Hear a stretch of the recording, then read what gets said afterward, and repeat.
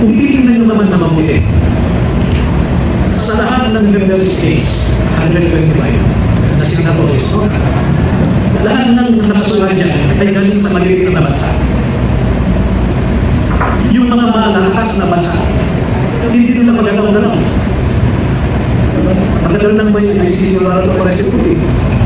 Ngayon, March 25, issue si Netanyahu. Yung war of aggression sa Afghanistan, sa Iraq, perpetrated by the British, the American Defense Forces. Wala naman kinasuhan ng mga developed European countries yan. So, nakikita natin kaya yung decision ng Burundi to withdraw from the ICC recently was because of that perceived bias against smaller and weaker countries. May bias. Lahat halos African countries ano doon. Katasuhan at nakulong, no? Yung tapos na nakulong. So, yun ang mga problema. Pangatlo, no? Na napansin ko. Sa buong stadyo, na-institutionalize yung tinatawag na complementary jurisdiction. So, ICC only has complementary jurisdiction. Ang ibig sabihin, kung ang judicial system ng local state is not functioning or refuses to investigate and prosecute the suspect, only then na pwede mong i-invoke ang ICC jurisdiction. Lahat naman po tayo siguro, aaminin natin na we have a functioning judicial system. In fact, yung pumatay kay Kian Santos, convicted na, tatapos na silang lahat. At titignan nyo ang listahan ng PNP. Mahigit 200 ang kapulisan na tinanggal sa servisyo dahil sa paramos. So, ang masasabi ko na last tungkol dito ay hindi masama na nalabanan mo ang critical rights. Pero nagkakayo ng batas, RA 9165. Ang presidente, pag mag-take out siya, nakalagay sa oath of office, no? Nasa constitution dito.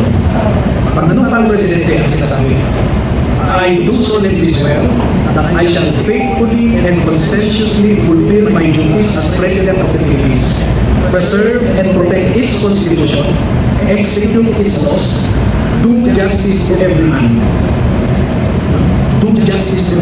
and consecrate myself to the service of the nation for every man.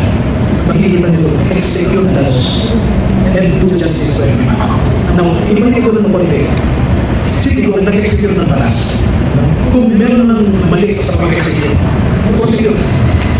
Yung mga kapulisan, prosecute. Do justice to every man. Alam nyo, medyo privy ako sa ibang informasyon.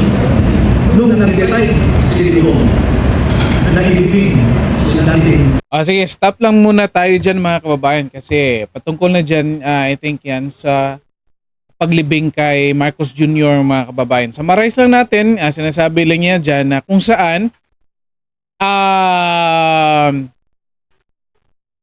PRRD is really following the rules of law mga kababayan. Kahit anong mga desisyon niya, pinapakita niya dyan ay na sinusunod talaga na PRRD yung batas. Kaya nga ito, example niya, Marcos Sr., 4 na presidenteng dumaan, hindi pa rin mailibing sa libingan ng mga bayani. And yet, here comes PRRD mga kababayan.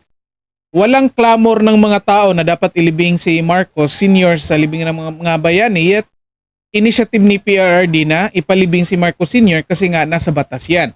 Okay? So, yan yung sinasabi niya na talaga, anong galaw ni PRRD nasa batas?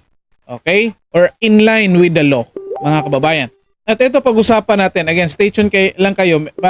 Bilisan ko lang ito. Discuss lang natin mga information mga kababayan para yung details or yung mga posibleng argument. Alisin ko lang muna to. Okay?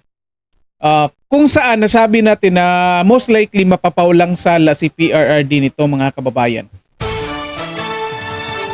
Okay, ito number 1. Ha?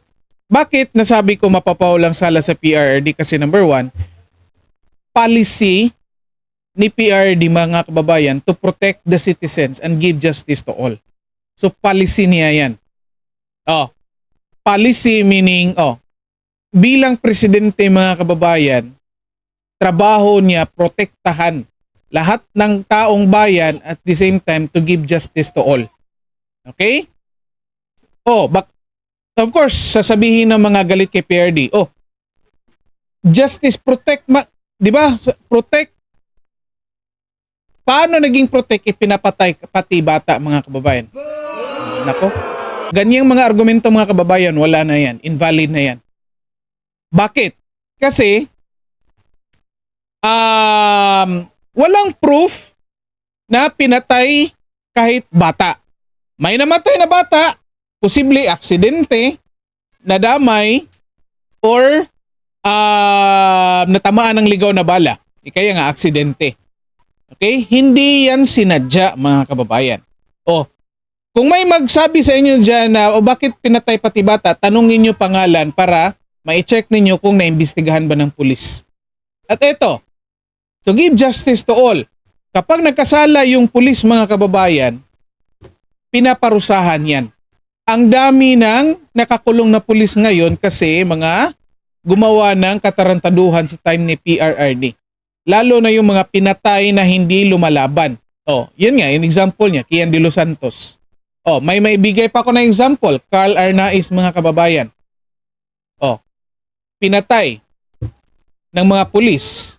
Yung pulis na sentensyahan na. Di ba? Nangialam ba sa PRD? Wala. Hindi siya nangingialam. Yan nga rin yung sabi ni Congressman Busita, mga kababayan. Tanong, may utos ba si PRRD? Ito pangalawa ha. May utos ba si PRRD na patayin kahit hindi man laban? Sabi ni Police Brigadier General, mga kababayan, Jean Fajardo, walang kautusan na ganyan. Okay? So walang kautusan na ganyan. Sabi din ni Congressman Busita, walang kautusan na patayin lahat ng kriminal. Okay? Sinasabi nila, mga galit kay PRD, may tukhang kung saan kinakatok yung mga tao tapos papatayin. Nako. Hindi yan totoo, mga kababayan. Kasi yung tukhang, ang purpose niyan inimbitahan yung mga identified pushers, drug addicts, o lahat ng involved sa drugs para rehabilitation. At anong ginagawa ng gobyerno sa time ni PRD, mga kababayan? Nag-introduce sila ng tinatawag natin na BADAC or ADAC, Anti-Drug Agency Council. Then kapag inilapit mo yan inilagay mo yan sa municipality, magiging MADAC yan kasi municipality. Pag nipasok mo yan sa individual na barangay, magiging BADAC, kaya Barangay Anti-Drug Abuse Council pala. Ito. Yan. Yan ha. December 5, 2016 yan. Nako, natabunan lang. Barangay Anti-Drug Abuse Council, BADAC. Isa yan sa mga implementasyon ni PRRD, mga kababayan. Kung saan, yun nga, yung mga naimbitahan sa tukhang, yung mga natukhang, ay a-undergo sila ng rehabilitation. Sinong nagbabayad niyan? Tayong taong bayan kasi galing sa tax natin yan. Okay? So ito, magandang argumento ito na kung saan sasabihin nila na lahat ng mga kriminal pinapatay, no? Kung hindi, ito. Tingnan nyo. Nang dahil dito, ang daming nagbagong buhay, mga kababayan. Ano pa may ebidensya? Ito pa. Meron pa. Naku, ang liit. Palakihin na muna natin. Yan. Barangay Anti-Drug Abuse Council. Roles and functions. Iba't iba. I think sa Isabela ito, mga kababayan. Lahat na ito. Nasa buong bansa na po ito. Check nyo sa mga barangay ninyo. Ito pa. Naku, ang liit. Ayan. Ito. 2019. Hindi lang pwede natin ipakita yung mga nag-rehabilitation, mga kababayan, na mga surrenderies kasi bawal yan na may palabas yung mukha nila. Okay? Tanong natin, pinatay ba sila pagkatapos sumurrender? Of course hindi. Di ba? Of course hindi. Kaya nga ni-rehab sila. And until now, present pa rin po ito, mga kababayan. Ito lang talagang DILG Secretary, mga kababayan, na kung saan alam naman niya ito, hindi talaga niya pernisinta kasi magmumukhang tanga sila. kung ipipresenta niya ito. Okay. Ano pa? Mayroon pa tayong mga ebidensya dito mga kababayan. Ayan, eto. Ako, ang laki kanina, ang sobrang liit. Ngayon, ang sobrang laki naman. Okay, wait ha.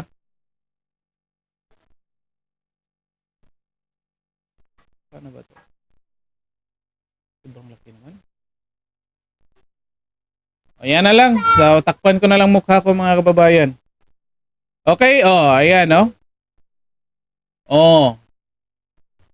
meeting yan nila, okay? So, yan yung mga activities nila na kung saan enhancement yan ng mga members or mga volunteers or mga nagtatrabaho sa BADAC, mga kababayan. Tingnan pa natin kung mayroon pa tayo dito. Okay? I think yan lang muna mga kababayan. Yan lang mga naipakita natin. So yan mga argumento niyan, pwede niyo yung gamitin yan na kung saan mapapasinungalingan yung mga sinasabi ng mga galit kay PRRD na lahat ng mga kriminal ay pinapatay. Okay? So, invalid po yung mga argumento na yan, yung sinasabi nila. At ito, sabihin natin, ito pa, pangatlo mga kababayan, 43 samples. Okay? 43. 43 samples lang daw yun. Sinasabi nila mayroong 30,000, yet 43 ay samples lang daw. Nako. Kung nakapag-aral kayo ng statistics mga kababayan, in terms of sampling, nako yung 43 na yan, nako. Ang labo niyan mga kababayan. And then sasabihin mo widespread. Sasabihin mo widespread. Systematic. Na kung saan yung 43 na yan, in 8 years yan na, hindi yan isang taon, hindi yan isang araw mga kababayan. In 8 years yan. Or average 5 individuals a year. Questionably pa yan kasi baka sa 43 na yan, mayroon ng mga nakasuhan at na-convict ng mga pulis, mga kababayan. Okay? Kasi questionably pa yan. Wala naman, hindi lang natin alam kung anong mga ebidensyang prinisinta. Okay? So, ako ang labo niyan. Ito. Lastly mga kababayan. Evidences galing sa PNP. Ang dami ng mga pulis na kasuhan, mga kababayan. Okay? Ang dami ng pulis na mga nakasuhan. Anong ibig sabihin yan? Ibig sabihin yan, gumagana. Yan nga, sabi ni attorney, gumagana yung justice system natin. Gumagana yung justice system natin at may na-convict na, may nakulong na, may na-dismiss na mga pulis, mga kababayan. Okay? At anong masasabi natin dito? Kaya kung hindi tayo abogado mga kababayan, yet nang dahil sa mga realidad na ito na ginawa ng gobyerno to address illegal drugs mga kababayan, magbibigay ito ng reasonable doubt doon sa sinasabi nilang crime against humanity. Kasi klarong-klaro na hindi totoo yung sinasabi nila na pinapatay lahat ng involved sa drugs mga kababayan. Okay? So, dito na lang po muna. Nako, ito lang panghuli na lang. Tanong lang natin. Bakit nagsisilabasan yung sinasabing pamilya ng mga biktima ng war on drugs? Diba? And yet yung iba kahit 2024 na. Diba? Yung iba 2024 na napatay yung anak, sumali pa. Then kahit yung iba napatay sa hazing, nako, isinali. Yung iba, ibang kaso, isinali pa rin. Akalain nyo yan? Tanong natin, ano kayang ipinangako sa kanila mga kababayan? Mayroon kayong ipinangako? Tanong ko lang yan. Okay, tanong ko lang yan. Mag-comment lang kayo dyan kung anong sa tingin nyo.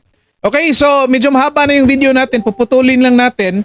Gagawa tayo ng isa pang video mga kababayan na kung saan discuss natin yung sinasabi ni attorney na 3 puntos na ang ICC ay corrupt, politicized, at ano pa yung isa? Kalimutan ko yun tuloy. Wala na way.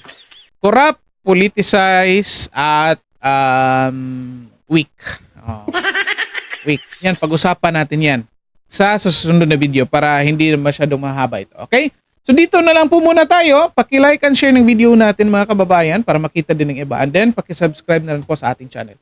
Okay, maraming salamat sa lahat at magandang araw sa inyo.